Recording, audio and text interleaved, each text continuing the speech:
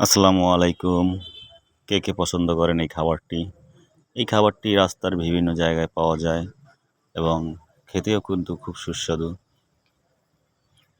তবে খাবারটি ছেলেদের চেয়ে মেয়েরা একটু পছন্দ করে বেশি এবং মেয়েরা এটি খায়ও একটু বেশি। টমেটো এবং বিভিন্ন ধরনের মশলা দিয়ে এই খাবারটি তৈরি করা হয়। এটি চানাচুর বানানো বলা হয়। খুবই সুন্দর। গ্রামে অথবা শহরে সব জায়গাতেই এই ধরনের খাবার বা এই খাবারগুলি পাওয়া যায়।